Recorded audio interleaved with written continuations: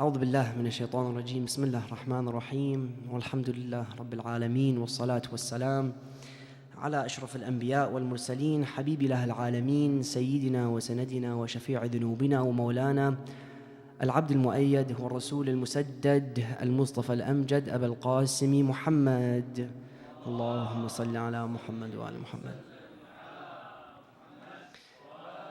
وعلى آله الطيبين الطاهرين المعصومين، سيما بقية الله في الأراضين، الحجة ابن الحسن، روحي وأرواح العالمين لتراب مقدمه الفداء. أما بعد، قال الله تعالى في القرآن الكريم: وقوله الحق وهو أصدق الصادقين وأحسن القائلين. بسم الله الرحمن الرحيم. محمد رسول الله والذين معه أشداء على الكفار رحماء بينهم تراهم ركعا سجدا يبتغون فضلا من الله ورضوانا سيماهم في وجوههم من أثر السجود. على شرف مولانا وإمامنا الإمام الجواد سلام الله عليه، رحم الله من رفع صوته بالصلاة على محمد وآل محمد. اللهم صل على محمد وآل محمد.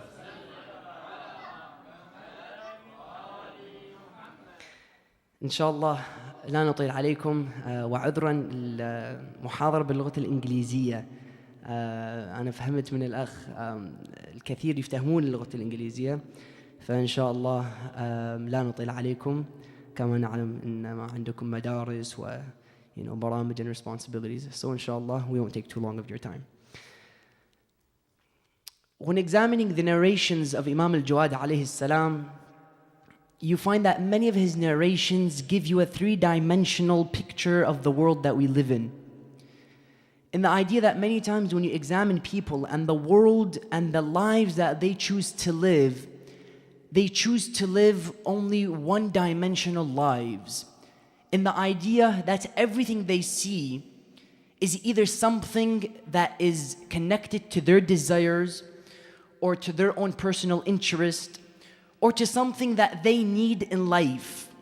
They seize and fail to connect their lives to take the initiative to help other people, for example, or to do something simply for the sake of humanity or for the sake of Allah subhanahu wa ta'ala. Yet when you examine the narrations of Imam Al-Jawad, our holy Imam, the Imam which we have came forward to remember, and the Imam which is known as Al-Jawad. He's known as Al-Jawad in the idea that his generosity is one of the characteristics that transcended all other characteristics that he had. Because as you know, each Imam exceeded in one characteristic, in the idea that each Imam was a complete manifestation of one quality. That if you want to understand the rahmah of Allah subhanahu wa ta'ala, you go forward and you begin to examine the life of the one who was sent as a rahmah to mankind. وَمَا أَرْسَلْنَاكَ إِلَّا رَحْمَةً لِلْعَالَمِينَ. If I want to, for example, examine the bravery or the patience of Allah subhanahu wa ta'ala, I examine the character of Imam Musa al-Kadhim. Because as you know, Imam al-Kadhim was imprisoned by Al-Sindi for nearly 14 years in the jail cell. Thus, if I want to understand the name of As-Sabur, of Allah subhanahu wa ta'ala, I study the life of Imam Al-Kadhim. Then even more so, when you go on to Fatima al-Zahra, one of the greatest narrations that I've heard by the Holy Prophet, he says, لَوْ كَانَ الْحُسْنُ شَخْصًا لَكَانَ فَاطِمَةً. لَوْ كَانَ الْحُسْنُ شَخْصًا. Husn is goodness. Rasulullah says, if goodness was to be manifested in a human being, that human would be Fatima al-Zahra. When you go on to Fatima and you move from Fatima, you go to her grandson Al-Jawad salamullahi alayhi, the characteristic that he manifested was Jud. Jud in the Arabic language is known as Karam. You know, Karam wal Jud. He was known for his constant level of generosity and selflessness.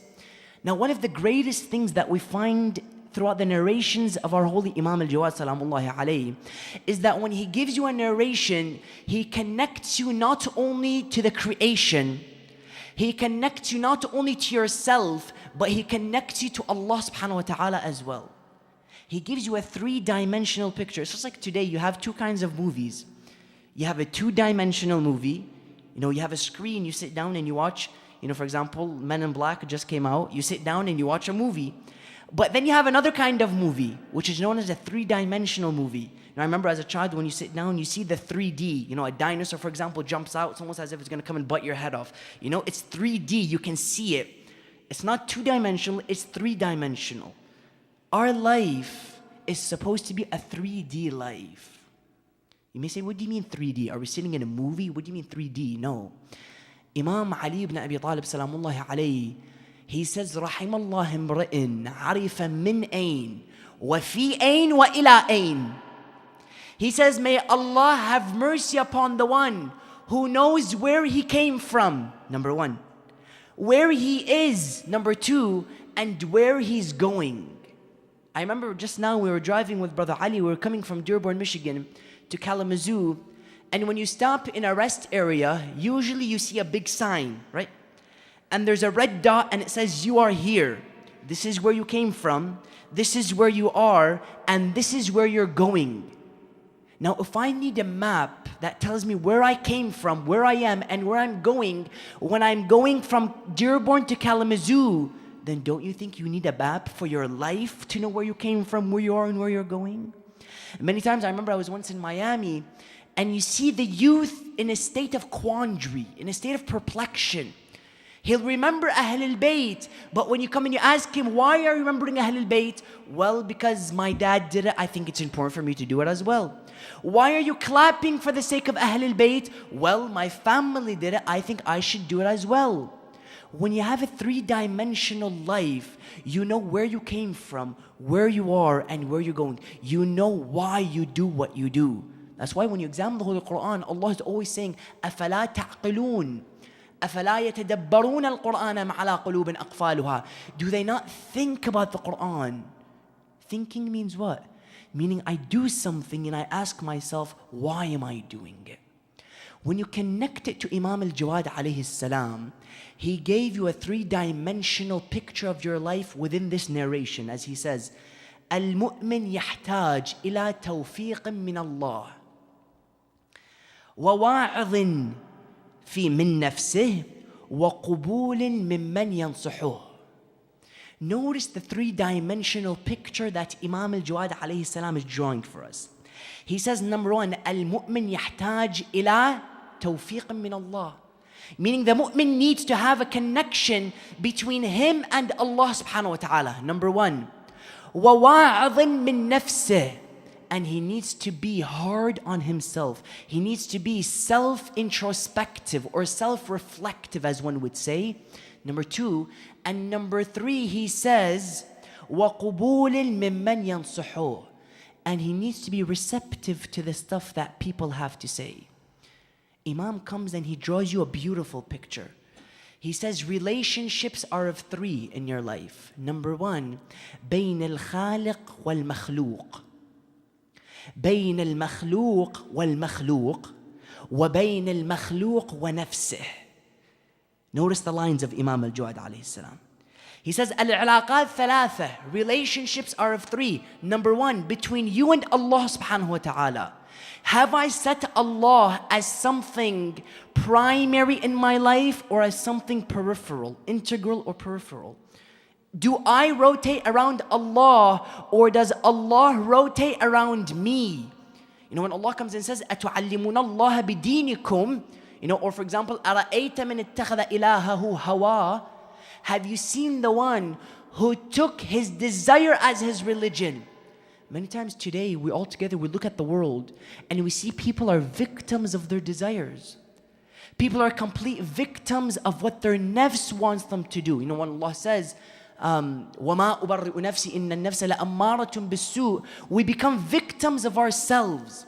Imam Al-Jawad comes and he draws a beautiful picture. He says, number one, what is the connection that you have between you and Allah subhanahu wa ta'ala? Is Allah number one in your mind or is Allah number two? You know, are you busy propagating your own self? You know, today you find the problem that we have in society is that when people come and they start to propagate Islam, they don't see themselves part of a bigger picture. They see themselves the picture itself. And this is a huge problem. They begin to promulgate themselves. They begin to market themselves. Allah says you came from a drop of semen. You walk with feces in your stomach.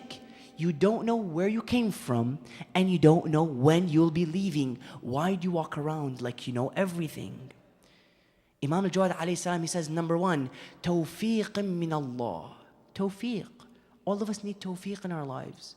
I may be the richest man in the world, yet once I die, not one dime of that money that I had would be there to help me. Many of you are familiar with Steve Jobs, who just died. Steve Jobs was known as the founder of Apple. Apple is seen as one of the most famous companies and industries when it comes to technology today in the world. Steve Jobs died. How much money did he take with him? Zero. Bill Gates. Today they tell you that the net worth of Bill Gates is nearly $64 billion. Imagine, $64 billion. Bill Gates himself, he says, when I die, I want only 10% of my wealth to go to my family. They came to him, they told him, excuse me, Bill Gates, why only 10%? He says, because I don't want them to feel the same burden that I felt. See, sometimes we see money as a blessing. Allah says money is a blessing if you take it as a means. The minute money becomes an end and not a means to a greater end, then this money becomes the biggest bala in your life. And Allah gives us the best example of Nabiullah Sulaiman. Sulaiman was known as the richest man in the world. Allah says, وَآتِنَاهُ مُلْكًا كَبِيرًا. We gave him a huge amount of wealth. Yet when Sulaiman, salamullahi alayhi, left this world, they say for 3 days, Malik al-Maut comes to him. And Sulaiman looks at him. He tells him, excuse me, have you come as a visitor? Because I remember the gate was shut. How did you come into my castle? He says, Sulaiman, I didn't come as a visitor. I came as a qabid. I came as a taker. He told him, what do you mean you came as a taker? He told him, I am Malik al-Maut and I have just come to take your life. He says, I am Nabiullah Sulaiman. What do you mean you have just come to take my life? Send me a message, send me a text message, send me, for example, notification on Facebook. Tell me you're coming in a few minutes. Allow me to understand when you're coming. He says, Sulaiman, it's time to go. He says, fine, no problem. Let me sit under the tree. Let me go from sunlight to shade. He says, no, it's time to go. He says, let me at least go and say, Fimallah to my family, to my father, to my mother. He says, no, it's time to go. He says, fine, let me go and wet my throat. Let me go drink some water. He says, no, it's time to go. He told him, fine, why didn't you send me any messages before you came and took my life? He told him, Sulaiman, I sent you numerous messages. I sent you message after message. He told him, what kind of messages did you send me? He told him, did you notice when your brother died a few days ago? He said, yes. He says, that was message number 1. He says, did you notice when your father died a few days ago? He says, yes. He told him that was message number 2. He told him, did you notice when your friend died a few days ago? He told him, yes. He says, that was message number 3. He told him, Sulaiman, I've been sending you message after message, but you've been oblivion to all of the messages I've been sending you. When insan puts death in front of him, he begins to evaluate the life that he lives. You begin to give me millions. You put on a silver platter and you give it to me. You look at that through death and you say, this is not going to help me after I die. I'm not telling you don't be a millionaire, but use it for the sake of Allah subhanahu wa ta'ala.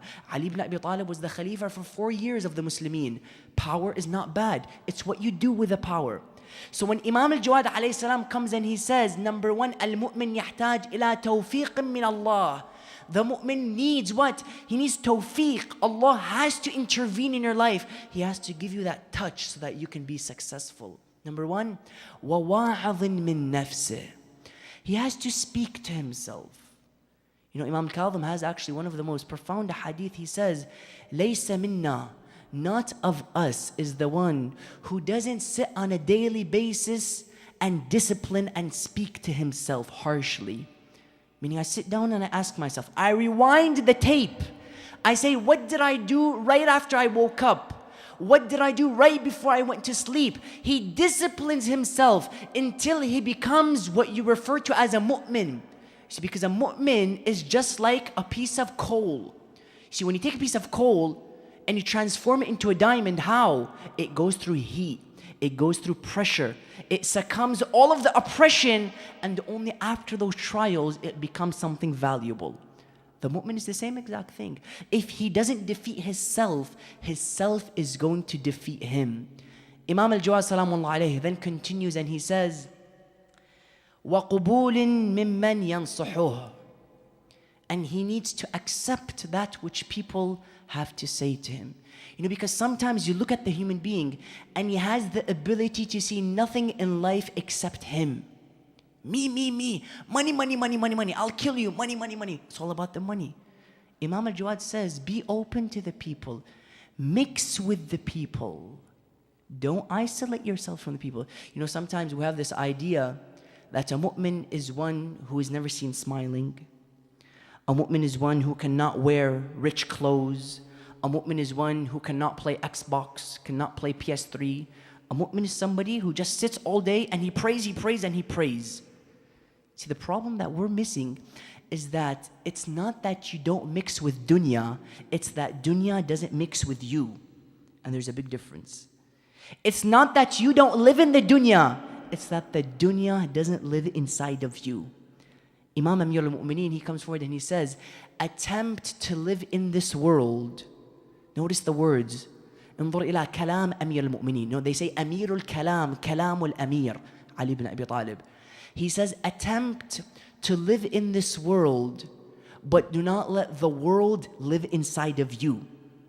He says, when a boat sails above the water, it sails perfectly. But when the water goes inside of the boat, it sinks. Notice the words of Amir al-Mu'mineen. He says, live in this world, mix with the people. Be the greatest of CEOs. Reach the highest levels of education. You know, when I come to communities like this, and you see, I was speaking to my dear brother, and he says, they're all students here. They go to school, to Western Michigan, for example, and to other universities that you have here. Allah says, be the best. Ja'far al-Sadiq was esteemed for his level of education. Jabir bin Hayyan studied under Ja'far al-Sadiq. You have Imam al-Maliki studied under Ja'far al-Sadiq. You have, for example, people such as even Abu Hanifa and Nu'man bin Thabit. He studied under Imam al-Sadiq. Today you go to those who follow, for example, Imam Malik. You know, for example, Tunisia, you have at least 25% who follow Malik. Imam Malik, al-Maliki. You ask them, do you know who al-Maliki is? Not Malik in Iraq. Malik meaning Imam al-Maliki.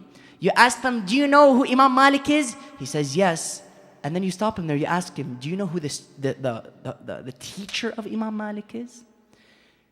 You ask somebody, you ask him, do you know who Jabir bin Hayyan is? Wallah, I know Jabir bin Hayyan. He's the founder of Al-Jawad, the founder of this, the founder of that. Okay, stop there.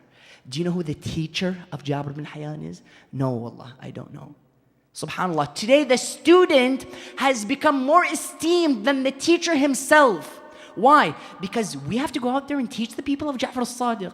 I mean, if the very followers of Ja'far al-Sadiq don't go out there and tell them, listen, Imam Ja'far al-Sadiq salamullahi alayhi was the teacher of Jabir bin Hayyan, the one who wrote 112 volumes for chemistry, then who's going to know? The people have to understand the grandeur of the religion of Islam. Today when we look at the world and we look at the oppression that's taking place in places such as Saudi. Is the camera recording? Camera's recording? Okay. You look at places in Saudi, for example. You go to Bahrain. You know, هاليوم إن شاء الله ناويها. أنا ما عندي جنسية ليها إن شاء الله. It's all good. You go to Bahrain. You go, for example, to places such as Palestine. You see oppression, don't you? And we see that Shia are being slaughtered, if not on a daily basis, on a weekly basis, simply because his name is Haydar, simply because his name is Hussein. Why is there this dhulm? Today, not only that, but the mazloom is seen as to be the zalim. This is the problem. The mazloom, the one who's undertaking all of the oppression, is depicted as, you know, the zalim. You know, at least when you go to other sects and religions, they say Sayyiduna Yazid رضي الله عنه قتل سيدنا الحسين رضي الله عنه. At least they put the zalim and the mazloom on the same level. But today it has reached another level. The mazloom is, look at the zalim. It's like saying, you know, Sayyidina Yazid قتل الحسين لعنته. You know, astaghfirullah. The mazloom has become the zalim. When we look at these kinds of things in the world today, we have to return to ourselves and say, what have I done to change what's happening? من أصبح ولم يهتم بأمور المسلمين فليس منهم. Who wakes up and he doesn't see what's happening to the Muslims, he's not one of them. Just as we curse the Saddam of yesterday, or the Shimr of yesterday, and the Yazid of yesterday, we have to be able to curse the Yazid of today. What's the point of saying La'natullah ala Umar ibn Sa'ad, for example, and we fail to curse the Umar ibn Sa'ad of today? Today, Bahrain is the Karbala of today. Today, Palestine is the Karbala of today. If Abu Abdullah al-Hussein was here today, hands down, for sure he would do something against this oppression. We have to stand up. And we have to tell the world that you can take our lives away, but you'll never take our principles. When Imam Hussein stood up and he said, Hayhat min al-dhilla, we have to say the same thing. Imam Al-Jawad salamullahi alayhi was that man who came with these principles.